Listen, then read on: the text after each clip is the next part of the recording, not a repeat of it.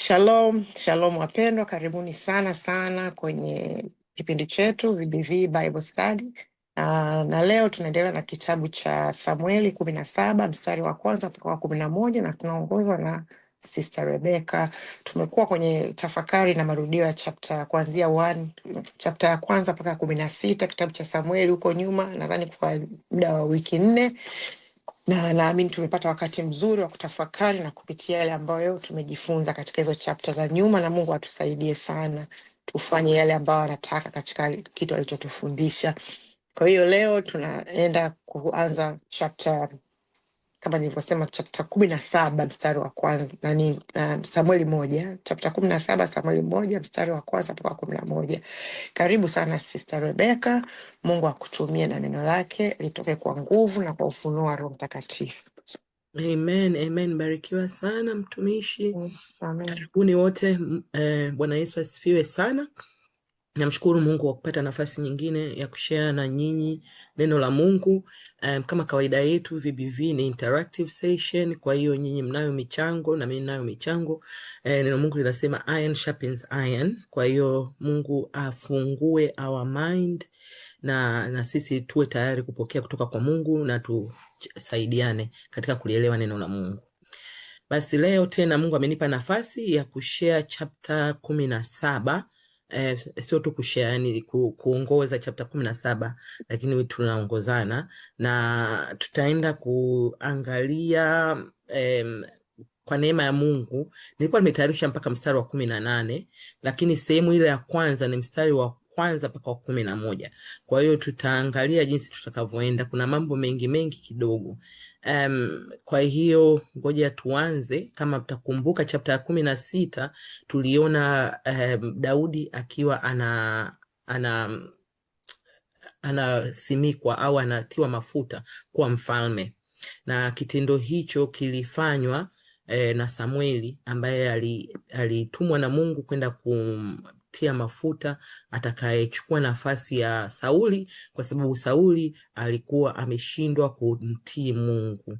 Kwa hiyo binafsi ukiangalia vitu kama hivi vinaweza vikatufanya tumuogope Mungu, kwa sababu Mungu anao watu wengi. Sisi tunaposhindwa kutii Mungu, always yupo mtu mwingine ambaye yuko tayari kutii. Na tunakumbuka Mungu wakati anamtafuta Daudi akasema anamtafuta amempata the man after his heart. Kwa hiyo Mungu alitafuta.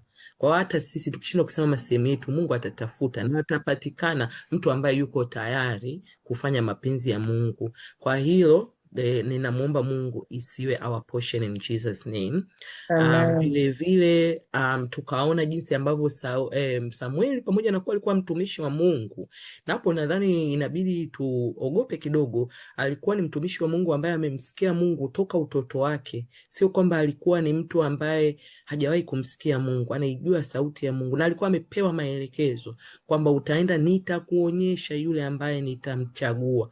Lakini alipofika pale, alipoona urefu, uzuri, qualification walizokuwa nazo kaka zake Daudi, akataka kuwa tempted kuweka mafuta, lakini Mungu akamwambia hapana, si huyo. Nimesiangalii umbo, naangalia moyo. Kwa hiyo Mungu kwa mara ya kwanza tunaangalia criteria ya Mungu katika kumtafuta mtu anayefanya mapenzi yake. Kwa hiyo Mungu atafuti mtu kwa sababu ya kitu kingine chochote. Ukimwona mtu yoyote ambaye Mungu amemuinua, ni kwa sababu huyo mtu yuko tayari kufanya mapenzi ya Mungu na sio mapenzi yake. Na tunazungumza theoretically, ni easy. Hata mimi naweza nikawa nawaza kwamba kweli nafanya mapenzi ya Mungu, lakini je, ni kweli nafanya mapenzi ya Mungu? Tunapokushindwa tu kufanya mapenzi ya Mungu, Mungu huwa anakuwa na replacement. Kwa hiyo tunajua Mungu akamuelekeza. Even baba mtoto hakuwa tayari kumtoa Daudi. Daudi alikuwa huko anafuga kondoo, lakini aliitwa akatiwa mafuta. Kwa hiyo nadhani hapo ndipo tulipomalizia. Kwa hiyo tunaenda kuangalia chapter ya 17. Na kama nilivyosema, tutaanza na first part of it ambayo ni mstari wa 11 wa kwanza mpaka wa 11, alafu tutaona jinsi ambavyo Bwana atatupeleka leo tufike wapi.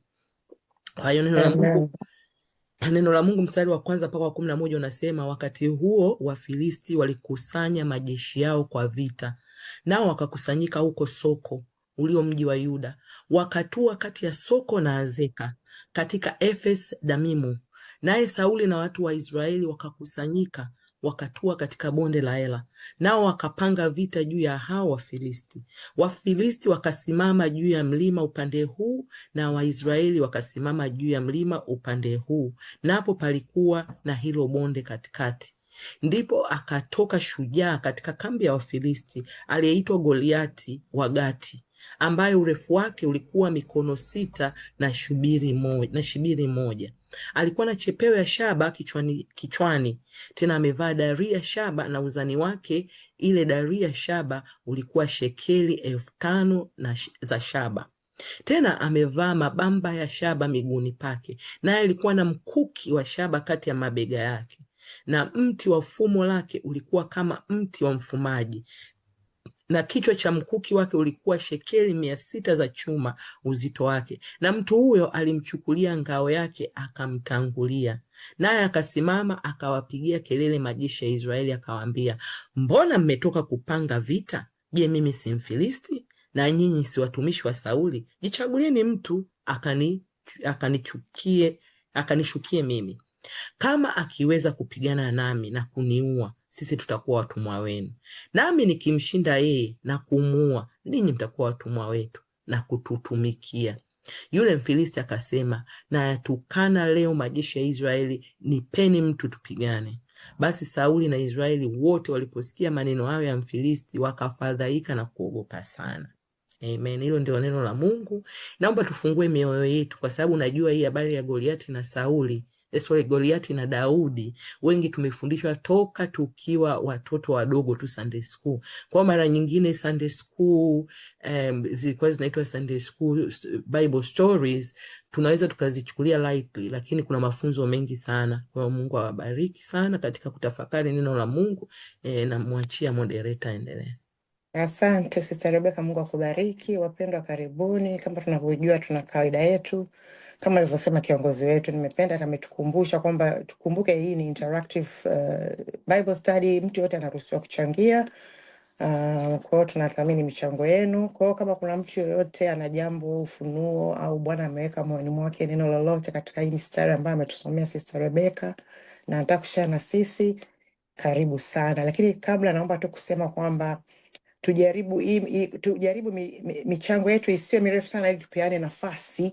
Kama point unataka kuchangia pia ambao unaona imeshachangiwa, jaribu kutoirudia. Lakini kama unaona labda katika hiyo point kuna kitu unataka kuongeza, kitu kipya, karibu sana, feel free, kwa sababu itatusaidia kupata nafasi ya kusikia michango tofauti na tukiendelea kujengana katika neno kwa pamoja, na kwa sababu muda wetu unakuwa sio rafiki sana.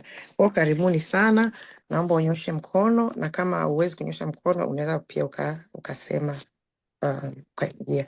Karibuni wapendwa.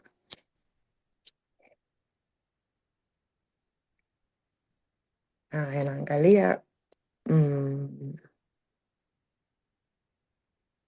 naona sioni mkono, kwa sababu hakuna mkono mpaka sasa hivi. Sister Rebecca, mimi naona uendelee kwa sababu ya muda, unless kama samani. Sister Kanana, nimekuona. Karibu Sister Kanana. Amen. Bwana Yesu asifiwe. Amen. Amen. Kweli mafundisho haya yanaweza akaturudisha Sunday school. Yes. Ni rahisi sana kuchukua ile mifano ya kitoto na kuileta katika hii context, lakini ukweli hakuna jambo ambalo linamzidi Mungu. Ndio maana tunaambiwa hapa, yani tukimwona jinsi Daudi alivyokuwa ni kijana kadogo na kalikuwa na ujasiri wa ajabu, lakini tunaambiwa kwamba aliweza kumshinda Goliathi. Kwa hiyo hakuna tatizo lolote litakaloweza kumzidi Mungu aliyeumba mbingu, nchi na vyote vilivyomo, ukikumbuka kwamba Mungu ndio aliyemuumba Goliathi. Unajua tunaambiwa Goliathi ni sasa tu na maisha yetu na mashambulizi tunayopata kutoka kwa adui. Katika Yesu mwenyewe alisema kwamba ulimwengu hapa mtakuwa na matatizo. Kwa hiyo usifikire kwamba itakuwa rahisi sana. Wewe unaweza kuona matatizo yako ni makubwa sana, lakini Mungu anasema kwamba hampi mtu zaidi ya kiwango. kwa sababu anajua kabisa wewe una uwezo wa kushinda yale majaribu au yule adui aliyekuwa mbele yako. Goliathi ni adui yule aliyekuwa mbele yako. Kwa hiyo kuna uwezekano kabisa wa kumshinda kwa kuwa na imani na Mungu. Imani ni kitu muhimu hapa pia tunaonyesha. Kwa hiyo kuna mambo kadha ukiangalia: imani, ujasiri, kumtegemea Mungu. Hivi vinaweza kutushindisha katika yote. Goliathi ni kama jambo lolote ambalo tunapitia katika ulimwengu, na kila mtu anapitia challenge au changamoto. Kwa hiyo tujitie moyo, tukiona kama Daudi ambaye alikuwa ni kijana mdogo aliweza kupigana na huyu Goliathi ambaye alikuwa ni giant, aliweza kumshinda. Nilikuwa na tafakari jambo zima kwamba okay, haya ni mambo ya kimwili, tukiangalia physically, lakini saa hizi kuna mambo pia spiritual ambayo unaweza ukafikia kirohoni kwamba spiritual ni issue complicated, complex matter, lakini ukweli ni yale yale, isipokuwa this time tuna Roho Mtakatifu ambaye anatuwezesha sisi kwa kumshinda zile roho zingine. Umeona? Kwa tujitie moyo kwamba kama Goliathi alishindwa, hata matatizo yetu ambayo tunayapitia yatashindwa kwa jina la Yesu. Amen. Amen.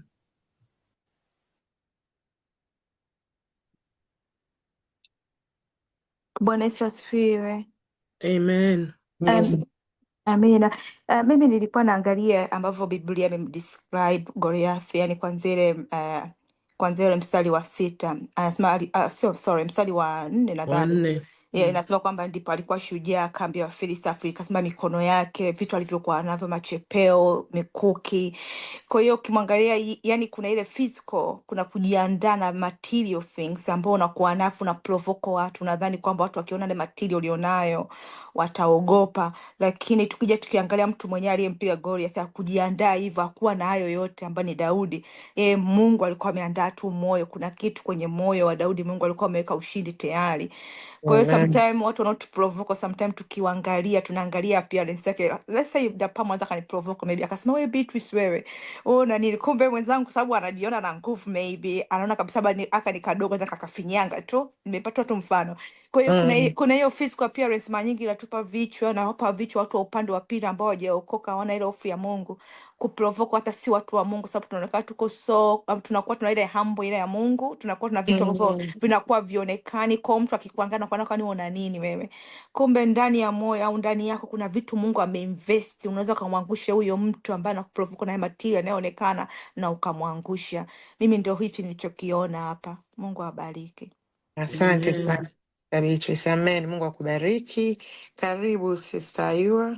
Bwana Yesu asifiwe. Mimi siko mbali pia na wenzangu, lakini ukija kuangalia hapa, hii ni kama kwa Wafilisti, ilikuwa kama vita ya kimkakati, na ukiangalia wana wa Israeli walikuwa washazoea tu kupigana aina moja ya vita. Kwao wenyewe walikuja na mfumo mwingine wa kupigana vita ambao kwa kama vile ni kamtego fulani, walikuwa wanataka kuteka taifa zima la Israeli waweze kuchukua hata vitu vilivyokuwa vyao, sababu mtu akishakuwa mtumwa anachukua hata vitu vilivyokuwa vyako. Kwa hiyo wana Israeli walikuwa washajua tu ni vita za kawaida, na wenyewe walikuwa walienda pia pale, walikuwa Sauli ambaye alikuwa ndo mkuu wa majeshi alikuwa shakorofishana na Mungu, kwa maana alikuwa hana kibali cha Mungu mbele kwenye ile vita. Kwa muonekano tu wa Goliati uliwafanya waogope, na pia kitu wafanya pia waogope ilikuwa ni kwamba huyo mtu mmoja kwanza kwa hawajajiandaa, walikuwa hawajamuandaa huyo mtu wa kupigana na Goliati. Kwa hiyo wanasema huyo mtu akienda kupigana na huyu kama ni kuriski taifa zima, kwa maana mtu akishindwa ina maana taifa zima linaingia katika utumwa. Kwa hofu yao pia ni kwa sababu pia ya riski ambayo ilikuwepo, kwamba una riski taifa zima kwa sababu tu ya mtu mmoja akishindwa. Pia hata kwenye maisha wakati mwingine tunaweza tukaamua jambo ambalo litaweza likakosi pia hata familia zetu, likakosi pia hata na destiny zetu. Na hata walikuwa na hofu pia hapo, na pia walimwacha Mungu, na pia walisahau kanuni ambayo Mungu alikuwa amewaambia kwamba wakienda kwenye vitani wasiogope. Wengine wenyewe waliogopa kwa sababu Mungu alikuwa pia ishamwasha Sauli, na pia ilikuwa tu ni mkakati ambao pia Mungu alikuwa ishauweka ili aweze kuinua mtu shujaa pia kwa ajili ya kulitangaza jina lake hilo. Asante, naomba niachie hapo. Amen, amen, mbarikiwe. Naona hamna mkono mwingine. Karibu Sister Rebecca kwako. Amen, amen. Asanteni sana kwa michango yenu, Sister Kanana, Sister Beatrice na Sister Ayua. Mungu awabariki sana sana. Lakini naona tukiwa na story ambayo tunaijua, we tend to skip mistari. Tulikuwa tunataka watu to stay katika mstari wa kwanza mpaka 11, lakini Mungu awabariki kwa sababu tutakuja kukutana na hivyo vitu ambavyo wote mmevizungumzia. Mungu awabariki sana. Sister Ayua, asante kwa hiyo swala la mkakati ambao walikuwa nao hawa Wafilisti. Tutakuja kuangalia huu mkakati ulianza lini. Hicho ndio kitu muhimu sana, kwa sababu maisha kama alivyosema Sister Kanana kwamba hawa walikuwa wanapigana physically, lakini hata sisi tuna magoliati wetu katika maisha yetu. Vyote vinavyotokea hapa vinatokea kwetu sisi. Asante Sister Beatrice kwa mchango wako mzuri. Kwa hiyo mstari wa kwanza unatuzungumzia swala la kukusanyika. Linasema wakati huo Wafilisti walikusanyika majeshi yao kwa vita. Sasa mara nyingi huwa adui kabla hajaanza vita yoyote, ndio maana tunasema kama walivyosema waliotangulia, waliochangia kwamba hawa wamepigana physical, lakini sisi tunapigana kiroho na vita. Na kama alivyosema Sister Kanana amezungumzia kwamba Bwana Yesu amesema kwamba duniani mnayo dhiki, lakini mimi nimeushinda ulimwengu, jipeni moyo. Umeona? Kwa hiyo na sisi tunapigana vita kila leo, na adui huwa wanakusanyika. Na sio kwamba adui anapokusanyika kwa ajili yako ni kwa sababu wetu umemkosea Mungu. Hiyo dhana Wakristo wengi tunayo, na ndio maana ukimuona mtu anapigwa vita na majeshi yamekusanyika against that person, mara nyingi conclusion inakuwa umemkosea Mungu, nenda ukatubu. Of course kutubu na kuomba rehema ni vitu muhimu hata kama hujamkosea Mungu, lakini we are quickly to judge the person. Angalia Wafilisti. Ndio umesema Sister Ayua, nimependa kwamba pamoja na kuwa hawa wamemwacha Mungu, lakini vile vile ilikuwa ni mpango wa Mungu kumuinua Daudi. Kwa hiyo bado Mungu anatumia weakness ya mtu kumuinua. God causes everything to work for good for those who love God and who are called for his purpose. Because of his purpose ya Mungu ilikuwa mwishowe kumuinua mtu mmoja kuwa mfalme, lakini hawa wamesha kosea. Kwa hiyo Mungu anatumia vile. Kwa hiyo tuwe waangalifu sana. Lakini adui huwa anakusanyika mara nyingine bila makosa, ila watu wa nje huwa wanaweza kusema kuwa amekosea. Ayubu mwenyewe tunamkumbuka, Ayubu alivyopatwa na mabaya na adui kukusanyika. Mimi binafsi nimeshawahi ku-experience. It's just one day you wake up, unasikia hiki kimetokea, hiki akijamalizika kinatokea hivi, kinatokea hivi.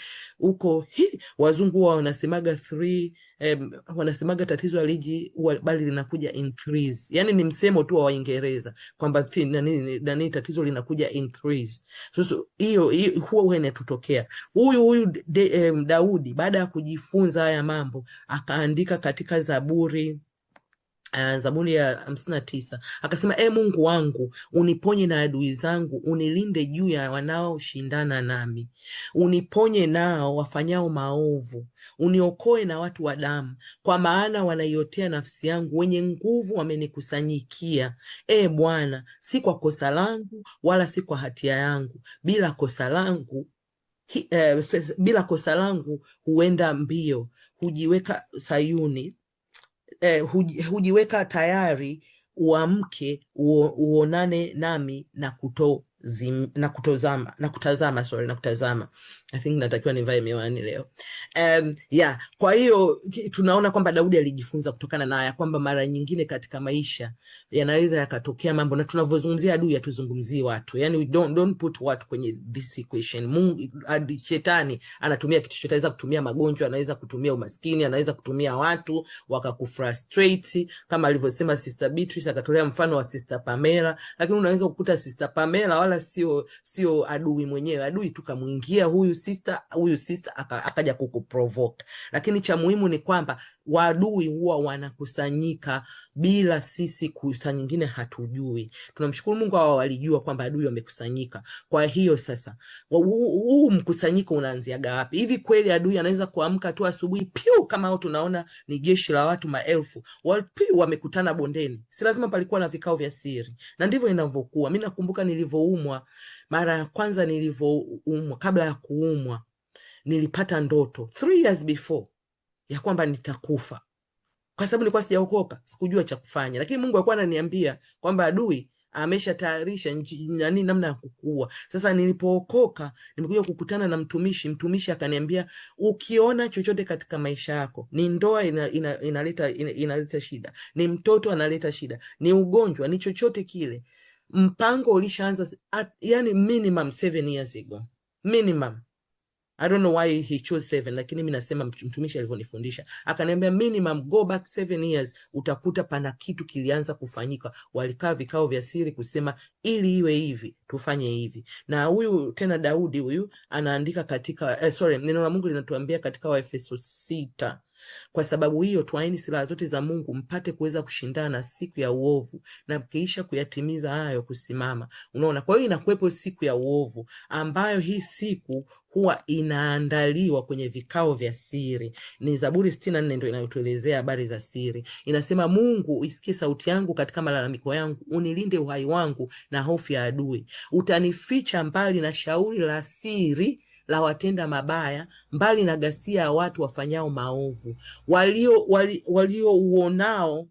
Waliounoa ulimi wao kama upanga, wameielekezea mishale yao maneno ya uchungu, wapate kumpiga mkamilifu faragani, kwa ghafla kumpiga wala hawaogopi.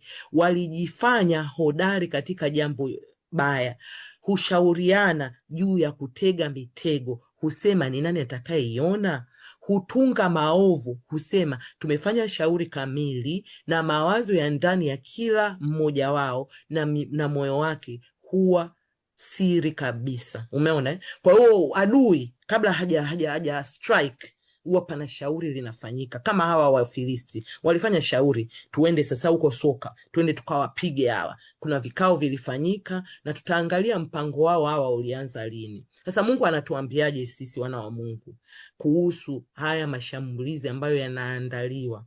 Neno la Mungu linatuambia katika kitabu cha, mimi napenda kutumia neno la Mungu kusema kweli, Isaya 54, anasema utathibitika katika haki, utakuwa mbali na kuonewa, kwa maana hutaogopa, na mbali na hofu, kwa maana haitakukaribia. Tazama, yamkini watakusanyana. Yani Mungu anakupa yani kwamba sio labda, no, yamkini watakusanyana, lakini sio kwa shauri langu. Watu wowote watakao kusanyana juu yako wataanguka kwa ajili yako. Lakini umeona huo mstari wa 14, lazima uthibitike katika haki ya Mungu. Bila kuthibitika katika haki ya Mungu, au watakapokusanyana watakupiga. Anasema, tazama, nimemuumba muhunzi avukutae moto wa makosa, akatoe silaha kwa kazi yake, nami nimemuumba mharibifu ili aharibu. Wote tunaujua mstari wa 17, kila silaha itakayofanyika juu yako haitafanikiwa, na kila ulimi utakaoinuka juu yako katika hukumu au utauhukumu kuwa mkosa. Huu ndio urithi wa watumishi wa Bwana, na haki inayotoka kwangu mimi, asema Bwana. Kwa hiyo wapendwa, mimi na wewe nitujitie moyo tu leo ya kwamba yes, watainuka juu yetu kama walivyoinuka juu ya taifa la Israeli, watakusanyana, lakini sisi ni watu tofauti. Bwana atamuumba muunzi kwa ajili yetu, lakini tunatakiwa tu upande wa Bwana. Mstari wa 2, tunamuona Sauli na watu wa Israeli, na wao wakakusanyana ili waweze kupigana na hawa Wafilisti. Sasa hebu tujifunze kutoka kwa watu ambao walitutangulia. Je, vita walipojua kwamba kuna vita imeinuka juu yao walifanya nini? Kwa sababu hata sisi, mimi binafsi naweza nikatoa mfano. Mimi napenda kutoa mifano yangu ya sehemu ambazo nimejifunza kutoka kwa Mungu kwa makosa mbalimbali ambayo nimeyafanya. Unaweza ukakurupuka, ukasikia kuna vita, ukakurupuka, ukataka kwenda kupigana kwenye vita. Kumbe haikuwa vita ya kupigana kinamna hiyo, sababu Mungu anayo njia nyingi. Danieli tunakumbuka walikusanyana huko, wakasema huyu ili tumwangushe inabidi tukatumie imani yake. Walipokusanyana, ile haikumfanya Danieli a move. Aliendelea kuomba vile vile kwa masaa yale yale aliyokuwa anaomba kama kabla. Alikuwa anafungua madirisha vile vile, hakubadilisha tactics.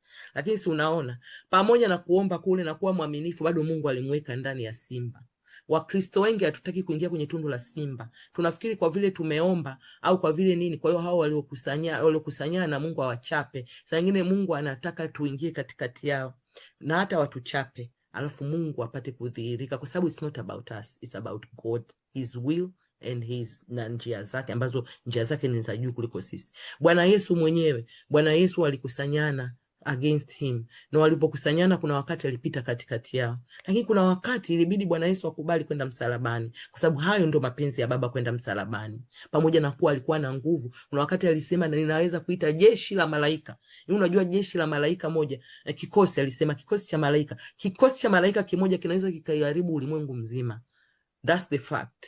Kwa hiyo fikiria, Yesu anasema ningeweza kufanya hivi, na maana Yesu angeweza kuharibu ulimwengu wote ili asende msalabani, lakini akasema hapana, lipo kusudi la Baba nalo nitalifanya. Kwa hata sisi inabidi tujue mapenzi ya Mungu katika hayo makusanyiko. Yehoshafati aliposikia wamekusanyana na mataifa sijui 5 yamekuja kumpiga, akaenda hekaluni akalia, akapeleka ile document walioipeleka, akaomba, Mungu akampa mbinu. Mungu akamwambia wewe ni unatakiwa muende tena, akamwambia tena simama na tanguliza waimbaji waende mbele, mimi nitatuma wale wanaoenda kufanya nini, kuvizia, waviziaji. Jamaa walipigwa wenyewe kwa wenyewe. Kina Yehoshafati kazi yao ikaja kuchukua nani. Unaona kwamba Mungu ana njia mbalimbali. Kwa hiyo tusiende tu kimwili, kwa sababu nimemuona mtu kimwili ananiattack. Rudi rohoni ukamuulize Mungu, ukajua mapenzi ya Mungu. Esther ilibidi waende kuambia nani, tufunge na kuomba. Wakaenda wakafunga, Mungu akawapa hekima, akapata kibali mbele ya mfalme kwanza.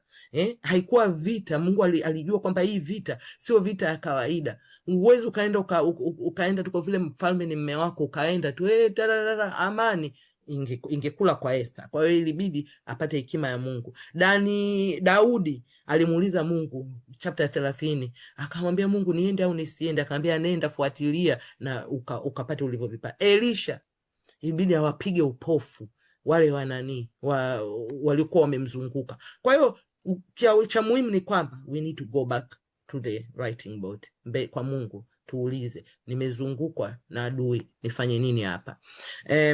Cha pili ambacho nimekiona katika mstari wa 2, adui alikuwa tayari amepanga vita. Adui alijipanga miaka mingi sana.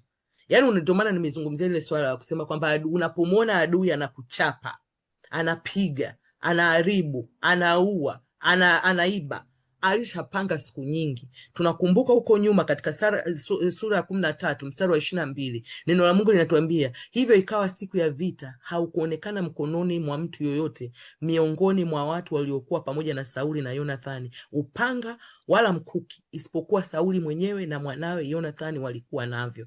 Hiyo ni huko nyuma, yani almost more than 25 years ago. Wafilisti walikuwa wamehakikisha Israeli hamna silaha, hamna mtu mwenye silaha isipokuwa Sauli na mwanae Jonathan, wengine wote. Na ndivyo hivyo hata sisi tukiangalia kiroho, adui huwa anahakikisha anakufanya weak kumtafuta Mungu. Ushangagi kuna wakati hata ukijaribu unajikuta huwezi, maombi yamekauka, nini, ibada imekauka, una hamu ya kufanya mambo ya Mungu, kumtumikia Mungu au kufanya nini. Inabidi tuwe macho, tuangalie wakati ni wa kunyong'onyezwa, kwa sababu anataka kuotee huko mbele, kwa sababu anajua it's easy. Hata wewe unaangalia it's easy ya kupigana na mtu asiyekuwa na silaha kuliko kupigana na mtu asiyekuwa na silaha. Kwa hiyo pamoja na kuwa hawa walijipanga kwenda kupigana na nani, kiukweli hawakuwa na silaha. Alikuwa na silaha ni Sauli na Jonathan. Neno la Mungu linatuambia sisi, je, hatimaye ndugu, mzidi kuwa hodari katika Bwana na katika uwezo wa nguvu zake. Yes, tunaweza tusiwe kama alivyosema Sister Beatrice, hatuna silaha za watu wengine. Labda mimi sio mkubwa, labda mimi sina cheo, labda mimi sina connection, labda mimi sina chochote, lakini ninachotakiwa kufanya ni kuwa hodari katika Bwana na uwezo wa nguvu za Bwana. Ni zile nguvu za Bwana na uwezo wa Bwana ndio utakaonifanya nishinde. Kwa hiyo kwanza ni kuwa hodari kabla hujavaa silaha. Watu wengi wanapenda kuzungumzia swala la silaha, lakini no, kwanza zidi kuwa hodari katika Bwana na katika uwezo wa nguvu zake. Usiende kuvaa silaha wakati huna uhodari katika Bwana na katika uwezo wa nguvu za Bwana. Alafu ndipo anakuambia sasa, vaeni silaha zote za Mungu, zote, sio moja, sio mbili. Kwa sababu anasema ukishaweza kuzivaa silaha ndio utaweza kuzipinga hila za shetani. Shetani ana hila. Na mara nyingine Wakristo wanasema kishetani kishetani kilikuwepo toka Edeni na hakuogopa kuwepo wa Mungu kule Edeni. Akaenda akamnani. Ameshaangusha watu toka hiyo miaka 6,000 yote, anadondosha watu. Sisi ndo kwanza tumeishi, wengine ni miaka 30, wengine 50 duniani, ndio unaona vitu vya shetani, lakini mwenzako alisha master kile ambacho anakifanya, lakini hatuogopi mastering yake. Ndio huyu shujaa tunayemuona. We are not scared of that. Kwa nini tupate nguvu? Kwa sababu ya yule aliyo ndani yetu ni mkuu kuliko aliyoko ulimwenguni. Kwa hiyo tunaambiwa tuvae silaha zote tuweze kuzipinga, kwa maana kushindana kwetu sisi si juu ya damu na nyama, bali ni juu ya falme na mamlaka, juu ya wakuu wa giza hili, juu ya majeshi ya pepo wabaya katika ulimwengu wa roho. Na kwa sababu hiyo twaini silaha zote. Anakuambia kwa sababu gani? Kwa sababu hao unaopigana nao sio kwamba ni watu, ni mfalme na mamlaka za wagiza hili wabaya tena. Ndio anakuambia kwa sababu hiyo vaa silaha za Mungu upate kuweza kushindana siku ya uovu, na mkiisha kuyatimiza yote kusimama. Kwa hiyo wapendwa, hii ni muhimu sana, kwa sababu tutakuja kuangalia jinsi ambavyo wana wa Israeli kwa nini waliogopa. Ni kwa sababu hii. Moja, tumeona hapo hawakuwa na silaha, lakini pili, ukiangalia hawakuwa hodari katika Bwana. Walikuwa wameshamwacha Bwana, wametaka mfalme badala ya kutaka Bwana waongoze. Kwa hiyo uhodari wao na nguvu yao tena haipo katika Bwana. Kwa hiyo hivi ni vitu ambavyo vinawafanya wao hii vita iwe ni kubwa kuliko uweza wao. Mstari wa pili tunamuona Mfilisti akisema chagua mtu. Chagua mtu. Anasema Wafilisti wakasimama juu ya mlima upande huu na Waisraeli wakasimama upande huu. Hapo palikuwa na hilo bonde. Chagua upande. Nimeweka kwamba tuchague upande. Mara zote we have a choice. Mungu mwenyewe amesema tangu leo nimeweka uzima au mauti, chagua uzima. Nimeweka baraka, laana, chagua baraka. Mungu anapenda tuchague upande ulio mwema. Yoshua 24 aliwaambia wana wa Israeli, nanyi kama mkiona ni vibaya kumtumikia Bwana, chagueni hivi leo mtakayemtumikia, kwamba ni miungu ile ambayo baba zenu waliitumikia ng'ambo ya mto, au kwamba ni miungu ya wale wa Amori ambao mnakaa katika nchi yao, lakini mimi na nyumba yangu tutamtumikia Bwana. Wapendwa, ni vema kuwa upande wa Bwana, kwa sababu ushindi ulishatangazwa. Yesu alishashinda mauti. Itakusaidia nini ukiupata ulimwengu wote na kuipoteza roho yako? Kwa hiyo tuchague upande wa Mungu, kwa sababu ushindi is guaranteed. Mstari wa 4, wa 5, wa 6 na wa 7 ninaifanya kwa pamoja. Tunaelezewa kwamba palikuwa huyu Goliathi alikuwa ni shujaa wa Filisti. Urefu wake tumeambiwa. Sasa urefu wake tukija kuconvert kwa vipimo ambavyo mimi na wewe tunaweza tukaelewa, alikuwa na futi 9 na inchi 9. Ni sawasawa na mita 2.97, karibu mita 3. Chukua mlango wako, chukua nusu yake uweke juu yake. Ndio Goliathi alivyokuwa. Sasa hivi nadhani watu ambao ukimwona mrefu sana na unamshangaa ni ukimsikia ni futi 7. Nimeshaona futi 7, mtu nimekutana naye ni futi 7. Mpaka unamuuliza how tall are you, anakuambia 7 foot, and you are like, unaonekana kama kitoto. Kwa hiyo futi 9. Alivaa chepeo ya shaba na diria ya shaba. Hizo zote zilikuwa zina kilo kama 57. Vitu alivyokuwa amevivaa kilo 57. Mabamba ya shaba ya miguuni na mkuki wa shaba mabegani. Kichwa cha mkuki, kile kichwa tu kilikuwa na kilo 7.3. Kwa unaweza ukaamini kama kile kichwa akakirusha kikakupiga, there is no way. Madaktari mnajua the impact, au mliosoma physics unaambiwa impact ni nini, mass times sijui speed times nini, nishasahau, lakini there is something about speed na uzito wa kitu, impact yake inakuwa kubwa. Pili vile alikuwa na msaidizi mbele yake. Sasa tukija kumwangalia Mfilisti ametokea wapi? Ametokea generation gani? Tukirudi Yoshua 11 mstari wa 21 mpaka wa 22 unatupa huyu Goliathi ametokea wapi. Na kuambia wakati wa Yoshua akaenda na kuwakatilia mbali hao Waanaki kutoka nchi ya vilima, kutoka Hebroni na kutoka Dabiri na kutoka Anabu na kutoka katika nchi yote ya vilima Samahani vya mwalimu, samahani mwalimu. Nadhani screen yako imepause, inakuwa haionyeshi. Inasema kwamba has paused screen sharing. Sijui imetokea. Okay, ngoja ni nani? Sijui kwa nini imefanya hivi. Kumbe mlikuwa muone. Mara ya kwanza nilifikiri yangu tu. Okay. Na mimi nimeona hiyo already, sema sikuisoma. Oh, I'm so sorry. Sasa hivi mnaona? Asante ya, Mungu akubariki. Amen. Amina. Amina, mbarikiwe. Kwa hiyo tunaona katika Yeremia 11:21-22 wakati wa Yoshua akaenda na kuwakatilia mbali hao Waanaki watoke nchi ya vilima katika Hebroni na kutoka Debiri na kutoka Anabu na kutoka katika nchi ya vilima vya Yuda na kutoka katika nchi yote ya vilima vya Israeli. Yoshua akawaangamiza kabisa na miji yao. Hawakusalia Waanaki hata mmoja katika nchi ya wana wa Israeli, isipokuwa katika Gaza na katika Gathi na katika Ashdodi walisalia. Umeona?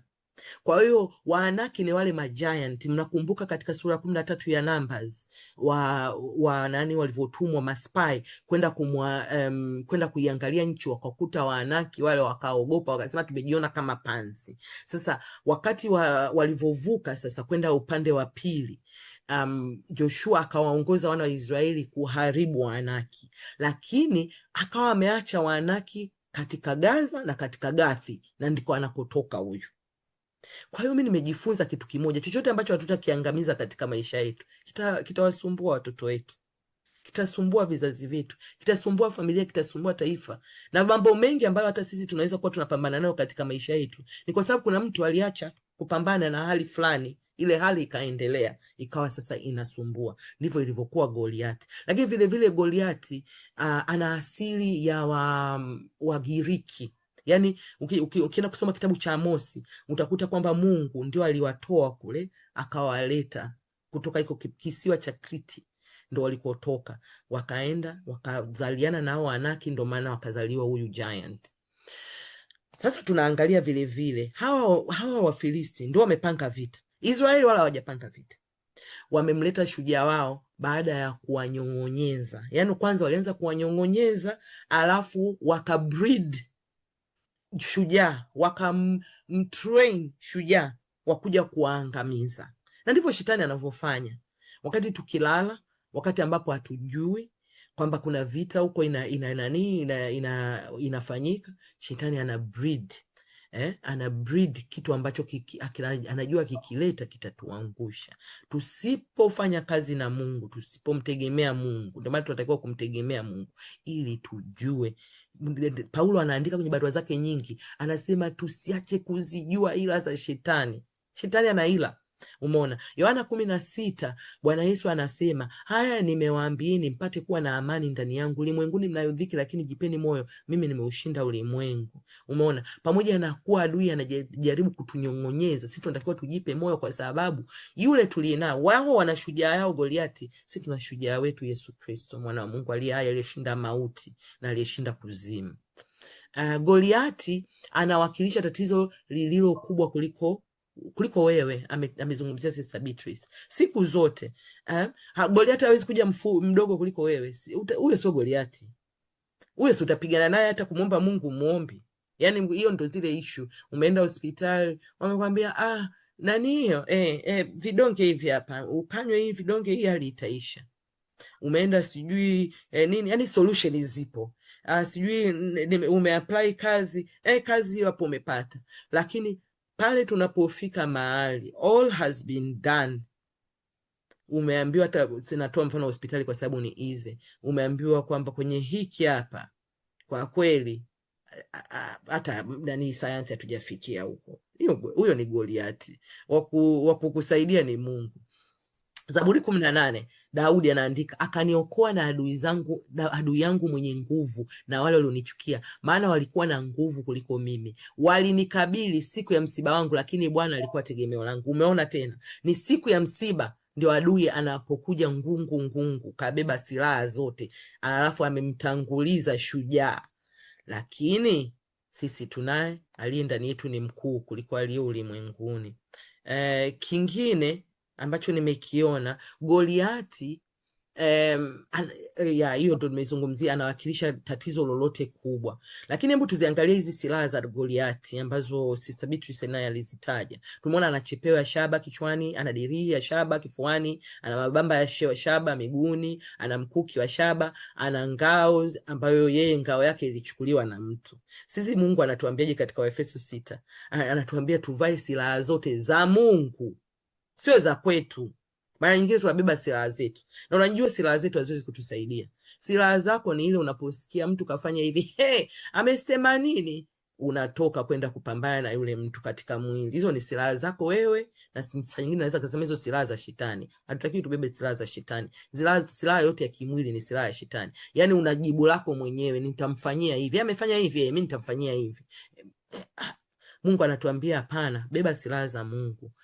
Kweli iwe kiunoni mwako, dirii ya haki. Huyu samevaa dirii ya shaba, si dirii ya haki. Miguuni tena yeye hana haki unoni, alikuwa hajavaa kitu, sisi tunavaa kweli. Miguuni yeye kavaa sijui mabamba ya shaba, sisi tunavaa utayari tunaupata katika injili ya amani.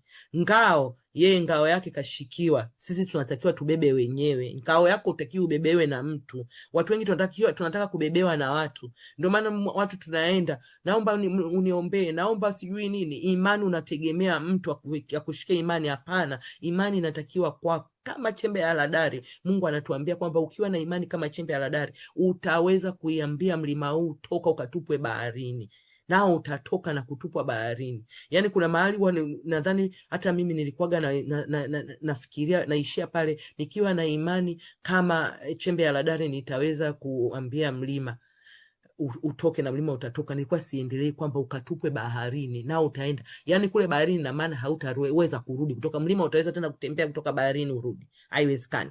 Kwa hiyo ngao yetu tunatakiwa tuibebe sisi, na neno la Mungu linatuambia ili kuzima mishale ya moto. Hii na kuonyesha kwamba adui huwa ana mishale ya moto. Kwa hiyo the only way unaweza kuizima ni kwa kutumia imani yako. Chepeo ya wokovu, huyu alivaa chepeo ya shaba kichwani, sisi tunavaa chepeo ya wokovu. Upanga wa Roho Mtakatifu ambao ni neno la Mungu. Eti yeye upanga wake ndio ulikuwa sijui na makilo mangapi. Sisi ni neno la Mungu. Sala zote na maombi ya kukesha ukiomba. Sasa nataka tuangalie haya maombi jinsi ambavyo ni silaha. Niliuangalia huu mstari, sijui kwa nini sijauweka, kuna mahali niliuweka. Kwamba kwa nini Mungu ametuambia upanga wa Roho. Lakini ngoja niseme, mnaujua mstari unasema neno la Mungu ni upanga unaokata kuwili, na hakuna nafsi ya kiumbe chochote, haizungumzii mtu, inasema ya kiumbe. I was amazed wakati nimeisoma huo mstari kwamba huu upanga hamna nafsi ambayo inaweza isikatwe na neno la Mungu. Kwa hiyo ni muhimu wapendwa kulijua neno la Mungu. Unapolijua neno la Mungu, hii ndio silaha pekee attacking. Hizi silaha zote ni za kujilinda. Dirii ni ya kujilinda, utayari ni wa kujilinda, ngao ni ya kujilinda, chepeo ni ya kujilinda. Pekee silaha pekee tuliopewa ya kumshambulia shetani ni neno la Mungu. Na ndio maana Mungu ametusaidia tuko hapa kulisikia neno la Mungu ili tuweze kumwataki. Ukiwa unapigana na mtu afu kila saa uko hivi tu unadaka, utachoka. Kama wewe unapenda kuangalia, mimi zamani napenda kuangalia ngumi. Ukimwangalia tu yule ambaye kila saa anadaka, mwisho anachoka, ndio anaipigwa. Atapigwa hata raundi ya 10, lakini atapigwa kwa sababu anachoka. Lakini yule ambaye anashambulia, akishambulia kwa maarifa, na sisi tunapewa maarifa kwenye neno la Mungu, tunapewa maarifa jinsi ya kumshambulia shetani. Mkumbuke Yesu zaidi akusema akirusha, shetani akirusha na yeye anarusha. Akirusha anarusha. Mwisho shetani mwenyewe akakimbia, akamwacha Yesu. Kwa hiyo neno la Mungu ni muhimu. Kingine ambacho nimekiona, Goliati wako ni nani? Kila mtu ana Goliati wake. Goliati kwanza tunamuona Goliati alikuwa na, neno Mungu hapo linatuambia alikuwa na kaka wanne. Asili yake ilikuwa ya Ugiriki kama nilivyosema. Sasa Wagiriki huwa wana tabia ya kufanya michezo ya maonyesho. Wote tunajua hata hizi Olympics ndio ilipotokea huko. Kwa hiyo hata hii vita ambayo imetayarishwa, kuna mmoja mchangiaji amezungumzia kwamba hii vita ilikuwa kama vile imeandaliwa, na ilikuwa kama vile, yani ilikuwa kama vile nini tunaita kama stage. Kwa wao ilikuwa kama stage, they have set the stage ready kwa hii performance, wamekuja kuperform na walikuwa na uhakika kwa sababu wameshamwandaa Shujaa siku nyingi, wameshawaondolea hawa masilaha, hawana silaha, walikuwa wanajua tukifika hapa hii tunapiga, tunachukua nchi, tunachukua vitu vyao. Nadhani ni Sister Ayua ndo alizungumzia hili swala. Alikuwa na uzoefu wa muda mrefu, yani walimtrain for a long time. He was 40 years old. Kwa hiyo kama alianza kujifunza na miaka 16, you can imagine ana miaka 24 ya CV yake inamwambia kwamba amejifunza vita. Neno la Mungu linatuambiaje? Kwa nini sasa mara nyingine na sisi tunatakiwa tuwe na ushujaa ndani wetu? Ushujaa wetu unatokana na nini? Ukiangalia wale walioenda kuspy nchi ya nini ya ahadi walikuwa 12, lakini ni Joshua na Kalebu ndio ambao walisimama wakasema hapana bwana, au giant, we can do them, we can fight, we can. Tena tunawaona ni kwa nini? Kutoka 14:24 inasema lakini mtumishi wangu, Mungu yeye anasema, lakini mtumishi wangu Kalebu, kwa kuwa alikuwa na roho nyingine ndani yake, naye ameniandama kwa moyo wake wote, nitamleta yeye mpaka nchi hiyo aliyoingia, na uzao wake wataimiliki. Yani point nilikuwa nataka kuifanya hapa ni kwamba na sisi tutakutana na Goliati tusipokuwa na roho nyingine ndani yetu, yani roho wa Mungu. Kwa sababu wengi tunakutana na Goliati, lakini mara nyingine unamwangalia mwenzako Goliati yake alimfanyaje, na unataka kufanya kama Goliati, au unataka kumshambulia Goliati kama kwa namna ya duniani. Kwa mfano, ninatolea tena ugonjwa. Umeambiwa una ugonjwa fulani ambao duniani hawawezi kuutibu, kwa mfano, na wewe kwa sababu ndani yako hakuna neno, maana yake hakuna roho nyingine ya Mungu ndani yako, au hujamruhusu Mungu kutawala, utafanya namna ya duniani. Utaenda kutafuta matibabu, sisemi matibabu tusiyatafuta, hata mimi nimetafuta matibabu, hata tunapoyatafuta tunatafuta kwa kuongozwa na Mungu. Lazima pawe na roho inayotuongoza. Wale waongozwao na Bwana ndio wana wa Mungu. Na nimetolea tu, na inaweza kuwa kitu chochote, inaweza kuwa Goliati wako mwingine yoyote. Lakini katika Zaburi 4 anasema hivi, akajibu akaniambia akisema, hili ndio neno la Bwana kwa Zerubabeli kusema. Sio Zaburi hii, ni nani?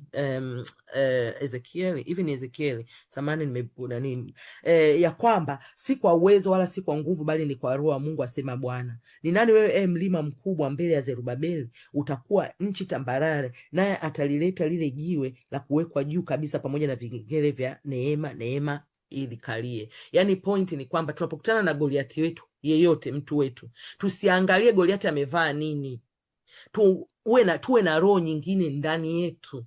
Yani tukubali roho ndio atuongoze. Yule roho ndio anayetuhuisha na kutufanya sisi tuwe wakubwa. Ndio maana Mungu anatuambia aliye ndani yangu ni mkuu kuliko alioko ulimwenguni. Lakini vile vile ukimwangalia ule huyo Goliati aliyesimama, mfanye kama huyu alivyosema kwamba ni mlima gani huo mkubwa uliosimama mbele yangu?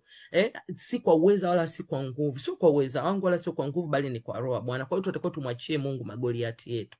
Lakini cha ajabu ambacho nimekiona katika hii scenario yote ya Goliati ni kwamba wana wa Israeli walishapiganaga na giant, na Mungu aliwashawafutilia mbali. Yoshua 23 mstari wa 8 na 9, Bwana akawaambia, bali shikamaneni na Bwana Mungu wenu kama mlivyotenda hata hivyo kali, maana Bwana amefukuza mbele yenu mataifa walio hodari kisha wenye nguvu, lakini kwenu ninyi hapana mtu aliyesimama mbele yenu hata leo.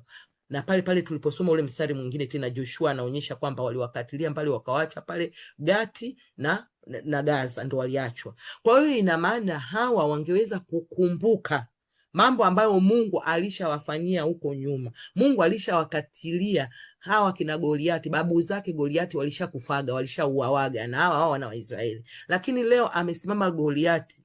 Kwa nini hawa wanaogopa? Ni kwa sababu hawana silaha. Wangekuwa na silaha kama wakati wa Yoshua walikuwa na silaha.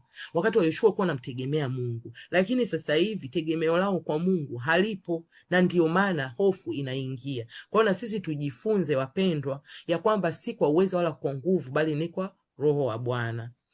Mstari wa 8 inatuelezea jinsi huyu alivyofanya dhihaka na kupiga makelele, naye akasimama na kupiga kelele majeshi ya Israeli, akawaambia, mbona mmetoka kupanga vita? Je, mimi si Mfilisti na ninyi si watumishi wa Sauli? Jichagulieni mtu akanishukie mimi. Umeona jinsi ambavyo anajiboast kwamba mimi ni Mfilisti. Ina maana Wafilisti kwa wakati huo walikuwa wanaonekana na nguvu kuliko wao. Na kwa nini Wafilisti walikuwa wanaonekana na nguvu kuliko wana wa Israeli wakati Mungu alishawakatilia mbali huko nyuma?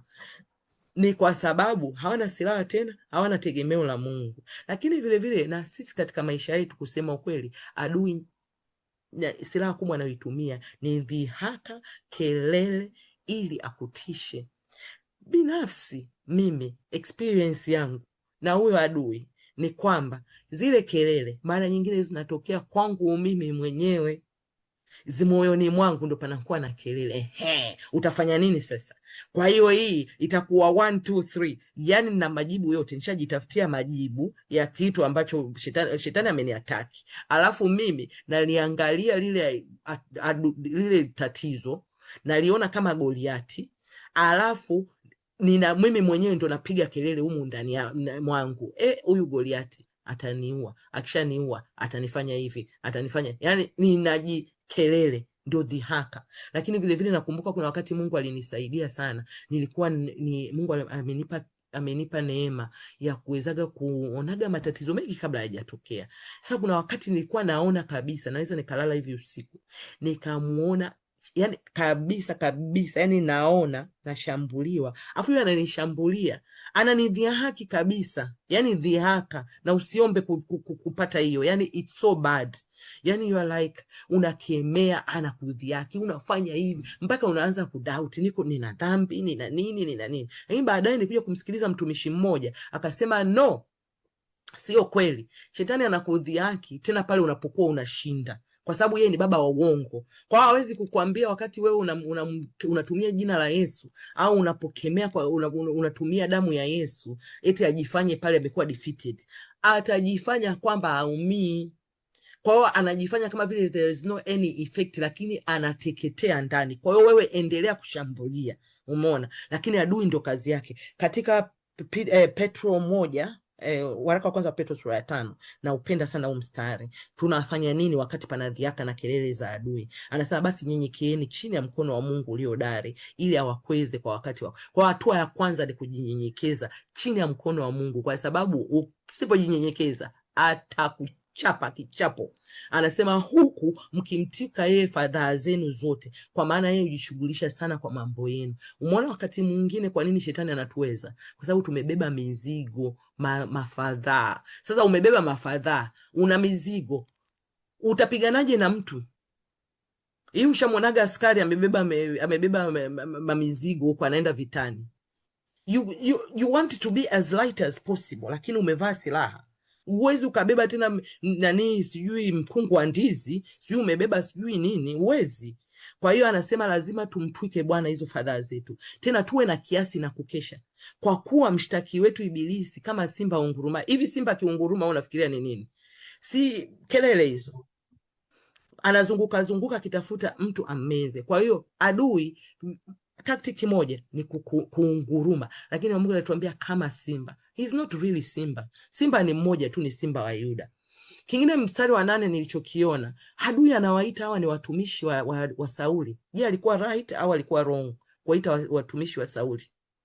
Tukumbuke kule nyuma katika Samueli ya 8 tunakumbuka Mungu alikuwa anawaonya, anawaambia akasema, mfalme atakayewamiliki ninyi, yani mfalme mnayemtaka atawamiliki. Mtu akiwamiliki si anawafanya nyinyi ni watumishi wenu. Anasema atakuwa na desturi hii, atatoa wana wenu na kuwaweka kwa magari yake na kufanya hivi na kufanya, na wao wakasema yes we are okay. Sasa angalia adui anavyotumia hiyo information kuwa tocha. Na hapa vile vile wakati nasoma, Mungu akanisaidia kuelewa kwamba adui alianza strategy siku nyingi. Kwanza amewanyang'anya silaha, pili akawadanganya waweze kukataa uongozi wa Mungu, wamtake Sauli mwanadamu mwenzao kuwaongoza. Na cha ajabu ukienda kurudi kwenye ule mstari, wanasema eti tuwe na mfalme ambaye atatupigania sisi vita. Kwa hiyo sasa leo mnayo vita hiyo, Sauli yuko wapi? Si atoke sasa pigane, mliokuwa mnamtaka. Kwa hiyo umeona adui anaweza akatudanganya tukataka vitu, tukakataa vitu vya Mungu, au tukataka vitu vya ulimwenguni ili kutunyong'onyeza. Kumbe katika kule kutaka, wenyewe waliona wanataka kitu cha maana cha kuwasaidia, kumbe kile kilikuwa ndio kinaenda kuwanyong'onyeza huku mbele. Kwa sababu sasa walae Sauli. Sasa Sauli yuko wapi? Neno la Mungu linatuambia katika hiyo mstari wa 18 na 20, wakati wanamuomba wanasema, walakini hao watu wakakataa kuisikiliza sauti ya Samueli ambayo ilikuwa inamwakilisha Mungu. Wakasema, sivyo hivyo, lakini tunataka kuwa na mfalme juu yetu, ili sisi nasi tufanane na mataifa yote, tena ili mfalme wetu atuamue, tena atoke mbele yetu na kutupigania vita vyetu. Hapo ndipo anguko lilipoanza. Sio leo, na this one was more than 30 years ago. Na ndio maana tunarudi tena kusema maamuzi mengine ambayo tunayafanya yanaathiri long term, yanaleta long term. Neno la Mungu linatuambia amelaaniwa mtegemeaye mwanadamu. Walitegemea Sauli awapiganie vita, lakini leo Sauli na yeye amebuya kama wao ambavyo wamebuya. Neno la Mungu linatuambia Yeremia 17, Bwana asema hivi, amelaaniwa mtu yote amtegemeaye mwanadamu, amfanyaye mwanadamu kuwa kinga yake, na moyoni mwake amemwacha Bwana. Amebarikiwa mtu yule amtegemeaye Bwana, ambaye Bwana ni tumaini lake. Moyo huwa mdanganyifu kuliko vitu vyote, una ugonjwa wa kufisha, ni nani awezaye kujua? Huu mstari wa moyo huwa tuna disconnect na haya maneno ambayo yako juu, kwamba ni moyo uliwadanganya wao kutaka mfalme. Na kwa sababu moyo uliwadanganya kutaka mfalme, matokeo yake sasa wamepata laana, kwa sababu wamemtegemea mwanadamu. Sasa wako in trouble. Lakini tunamshukuru Mungu, hako mimi na wewe bado tunalo tumaini leo la kumtegemea Mungu, la kumfanya Bwana ngao yetu, ili Bwana aweze kutupigania. 9, tunaona kiburi ambacho Mfilisti alikuwa nayo. Na tunajua kwa nini ana kiburi. Ana kiburi kwa sababu amekuwa ana experience ya muda mrefu ya vita. Ana silaha ambazo wenzake hawana, giant ambayo wenzake ni wadogo. Kwa hiyo vitu vyote vimempa kiburi. Ana miungu ambayo anaitumikia, vyote hivi vimempa kiburi. Akawa dismiss kabisa wana wa Israeli na kudhani kuwa anaenda kuwashinda tu, lakini amesahau neno la Mungu linatuambia kiburi utangulia kabla ya uangamivu, na roho ya kutakabari utangulia maanguko. Kwa hiyo na yeye alikuwa anaenda kwenye maanguko yake. Usije ukacheze na mtu ambaye anamjua Mungu. Mtu anayemjua Mungu, hata kama kuna wakati anadondoka, kuna wakati Mungu anamrehemu. Na ndio maana ni hatari sana kumdismisi mtu ambaye amemwacha Mungu, au unamuona anaenda katika njia zisizofaa sasa hivi. Wewe hujui amepatana na Mungu lini, na ukaendelea kumtaunt. Siku moja huyo mtu Mungu atamuinua na atakupiga. Naona huyu alikuwa anajua saizi wana wa Israeli wameshamwacha Mungu, yule Mungu wao aliyepasua bahari, yule Mungu wao aliwapigania katika milima na mabonde, hayuko nao. Lakini angalia Mungu ambacho ataenda kuwafanya. Mstari wa 9 tunamuona huyu anasema kwamba nitawafanyia agano lake. Anataka watumwa, either side atakayeshinda atakuwa mtumwa, atakuwa bwana, atakayeshindwa atakuwa mtumwa wa mwenzake. Kwa hiyo inaonekana kama vile amesema Sister Yu, nadhani kwamba ni Sister Beatrice mmoja wenu amezungumzia jinsi shetani ambavyo anaweza akafanya tactic ya kutaka kuwa utumwa. Lakini vile vile na sisi tuangalie katika maisha yetu, kuna vitu gani ambavyo tunaweza kuingia maagano au bila kujua saa nyingine kwamba hili ni agano ambavyo vitakuja kuathiri watu wengine, au labda na sisi tunajikuta kuna vitu tunataka kuacha, kuna vitu ambavyo vinatusumbua, kuna pattern katika maisha yetu, katika familia zetu, ambazo kumbe kuna mtu aliingia agano, lakini za kitaifa zipo. Wapendwa, taifa la Tanzania, nyewe huwa mshangaagi kwamba kuna vitu vingine ni Watanzania tu wanafanya, na tunafanya tu kwa mzaa. Jamani Watanzania, yani Watanzania tuwezagi kufanya vitu kwa umoja. Ni nani ambaye alisemaga Watanzania wasiwe na umoja wakafanya vitu vya maendeleo? Ni nani? Utakuta ni vitu kama hivi. Kuna mtu tu kasema unajua nini? Yeye alikuwa anataka kuwatawaleni nyinyi. Akajua wakiwa na umoja na wanaongea lugha moja hawa watakuwa wabaya. Hawa wakianza kitu tu wagombani. Jamani, mimi ni shahidi. I don't know how many things ambazo unajaribu kufanya na watu wengine. Akiwa ni Mtanzania, you don't go far. Mtaishia katikati. Mungu atusaidie. Naomba dakika 10 moderator. Sawa. Sawa, endelea, ubarikiwe. Endelea. Amen, amen. Warumi 6:16 inatuelezea kuhusu utumwa ambao kweli na sisi tumeingizwa utumwa bila kujua. Anasema mjue ya kuwa kwake yeye ambaye mnajitoa nafsi zenu kuwa watumwa wake katika kumtii, mmekuwa watumwa wake yule mnayemtii, kwamba ni utumishi wa dhambi uletao mauti, au kwamba ni utumishi wa utii uletao haki. Lakini Mungu na ashukuriwe, kwa maana mlikuwa watumwa wa dhambi, lakini mlitii kwa mioyo yenu, ili namna ya elimu ambayo mliwekwa chini yake, na mlipokwisha kuwekwa huru mbali na dhambi, mkawa watumwa wa haki. Kwa hiyo wapendwa, kiufupi lazima tuwe watumwa, aidha mtumwa wa dhambi au mtumwa wa haki. Je, tunachagua kuwa watumwa wa nini? Utumwa wa dhambi ndio huu ambao Filisti alikuwa anataka kuwafanya wao na Waisraeli wawe watumwa wa dhambi. Lakini mimi na wewe vile vile tuliingizwa katika utumwa kwa sababu ya mtu mmoja tu. Mungu alituambia mtu kwa kukosa mtu mmoja wote tukaingia katika utumwa wa dhambi, lakini tunashukuriwa Mungu kwa kupitia Yesu Kristo tumekuwa huru.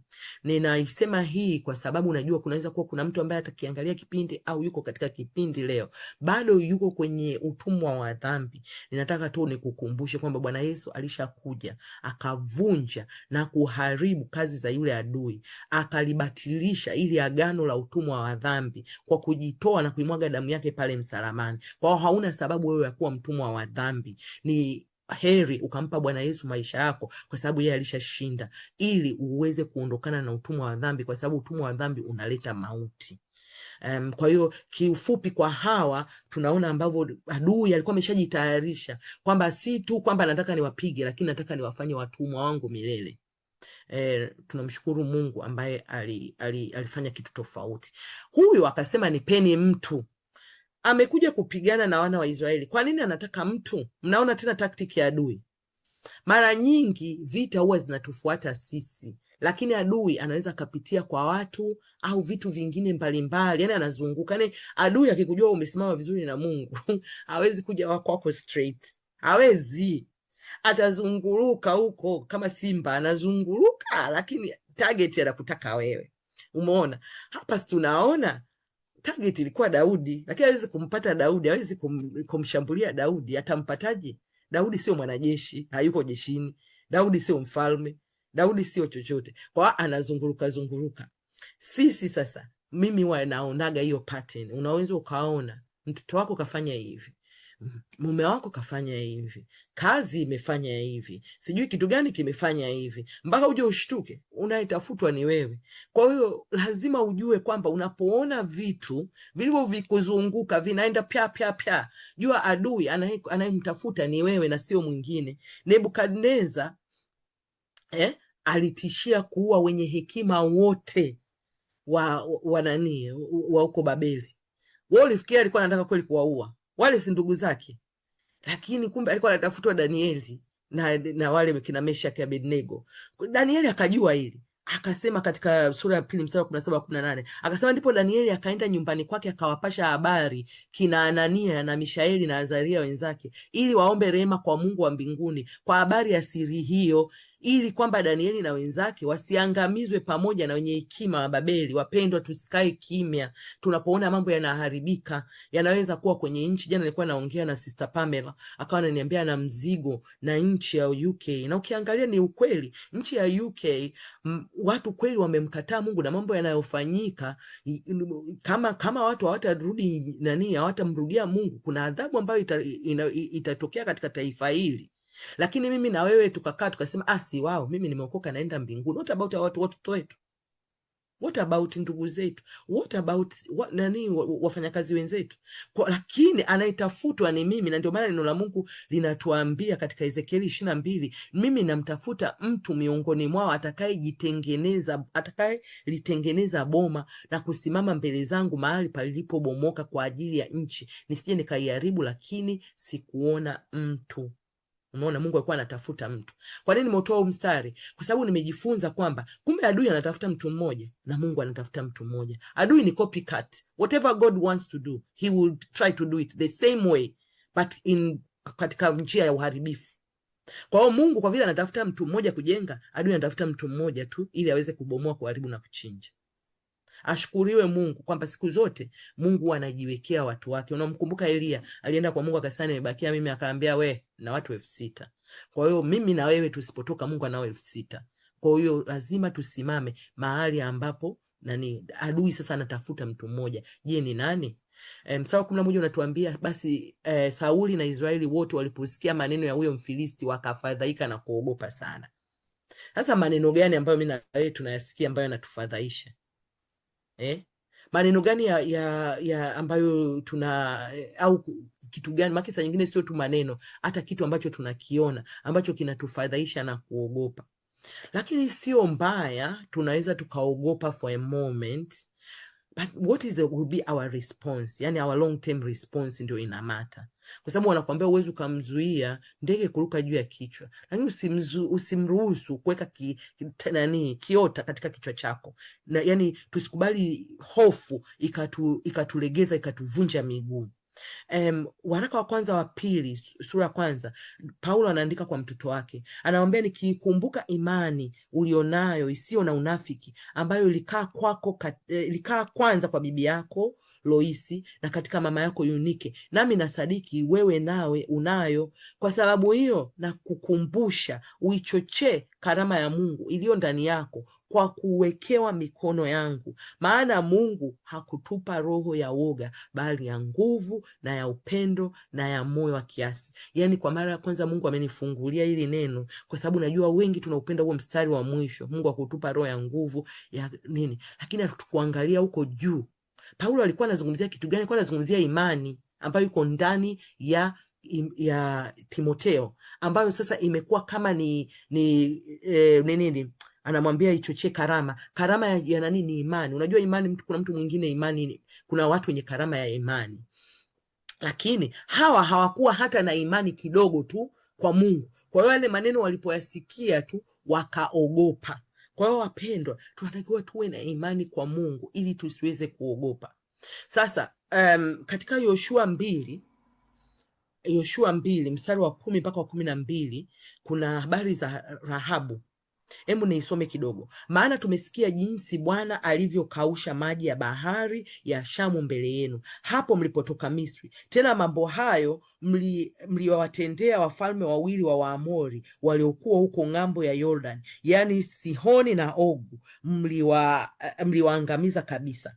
Na mara tuliposikia hayo, mioyo yetu iliyeyuka, wala haikusalia ujasiri wowote katika mtu awaye yote kwa sababu yenu, kwa kuwa Bwana Mungu wenu yeye ndiye Mungu katika mbingu juu na katika nchi. Basi sasa nawasihi, niapieni kwa Bwana, kwa kuwa nimewatendea hisani, ya kwamba ninyi nanyi mnitendee hisani nyumba ya baba yangu, tena nipeni alama ya uaminifu. Tunamwona Rahabu, yeye pamoja na watu wote, pamoja na mfalme wa Yeriko, wote waliposikia habari ya wana wa Israeli, na hawakusikia tu habari ya Wanaisraeli, walisikia habari ya Mungu wao.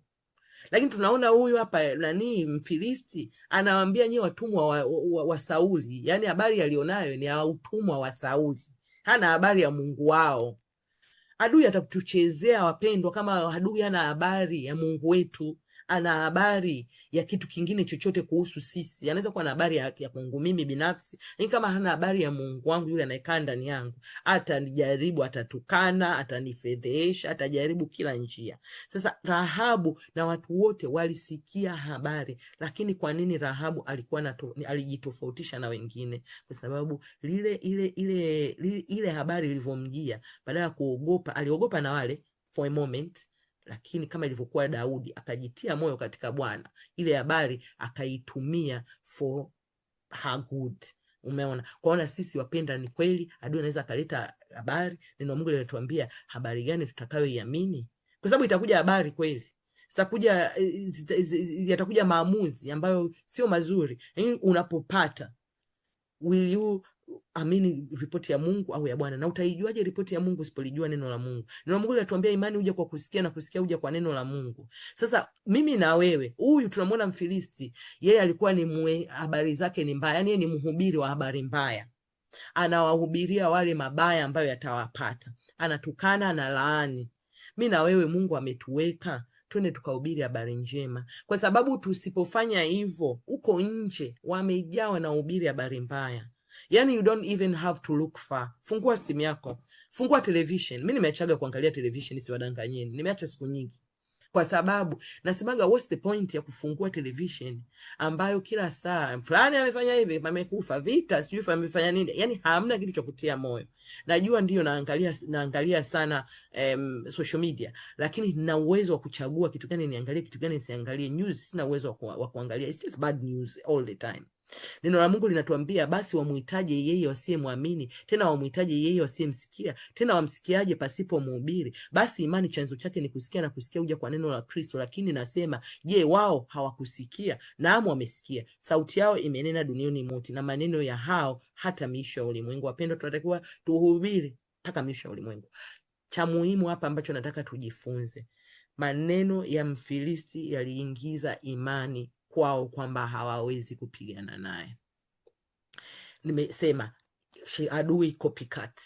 Neno la Mungu linatuambia imani huja kwa kusikia neno la Mungu, na shetani naye akafanya imani huja kwa kusikia neno la adui. Kwa hiyo ukilisikiliza neno la adui, wewe ukadwell kulisikiliza, adui anakupa story, utaishia kuogopa, utaishia kukimbia na kuogopa sana. Maneno ni silaha, na hii silaha ni pande zote. Zaburi 64, Daudi huyo anasema, utanificha mbali na shauri la siri la watenda mabaya, mbali na ghasia ya watu wafanyao maovu, waliounoa ulimi wao kama upanga, wameelekeza mishale yao maneno ya uchungu. Kwa hiyo maneno ya mtu yanaweza kuwa ni upanga, lakini neno la Mungu linatuambia Waebrania 4, maana neno la Mungu li hai, tena lina nguvu, tena lina ukali kati kuliko upanga uwao wowote, ukatao kuwili, tena la choma hata lazigawanya nafsi na roho na viungo na mafuta yaliyomo ndani yake, tena ni jepesi kuyatambua mawazo na makusudi ya moyo. Wala hakuna kiumbe, sikiliza hapo, sio mtu, hakuna kiumbe kisichokuwa wazi mbele ya hilo neno, lakini vitu vyote ni utupu na kufunuliwa machoni pake yeye aliye na mambo yetu. Kwa hiyo ina maana tutakapolitumia neno la Mungu, huyu adui anajaribu kutumia maneno yake kuwanyong'onyeza hawa, yani kusudi haya maneno ni kuatia hofu, kwa sababu kishakutia hofu kishakumaliza. Sisi sasa tunatakiwa turudishe kwa neno la Mungu ambalo ni upanga unamkata kuwili huyo adui. Haijalishi ni adui amekuja, ni Goliati, ni nani, anakatwa na hili neno la Mungu. Na malizia tu kwa kutoa ushuhuda ambao wengi najua mmeuona, lakini mimi nimejifunza kitu kikubwa sana kutoka mtumishi wa Mungu Jesse Ngoma.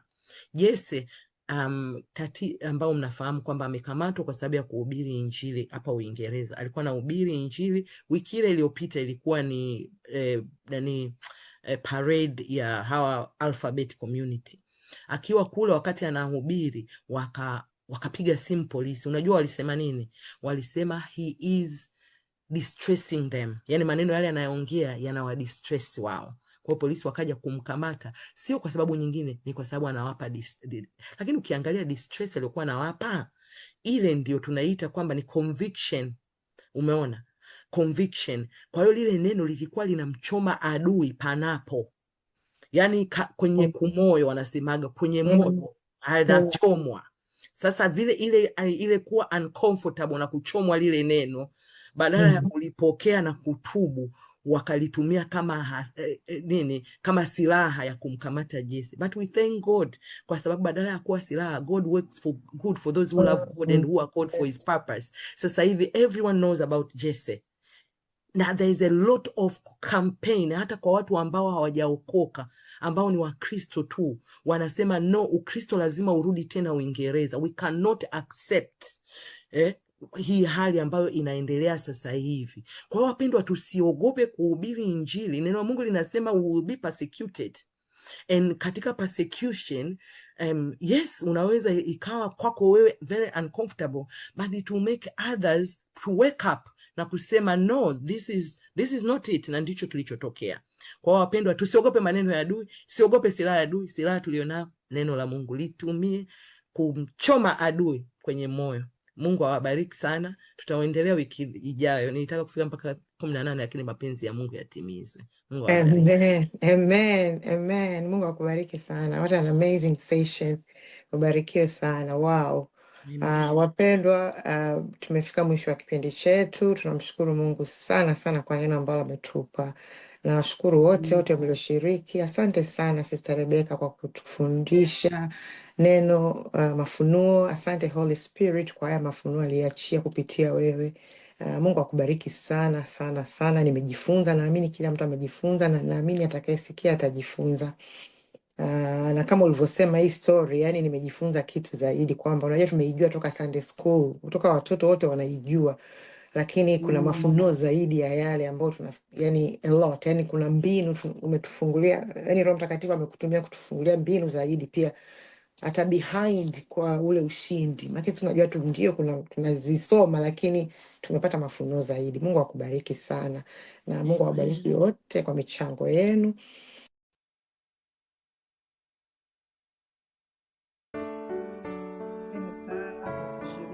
Katika kujifunza neno la Mungu.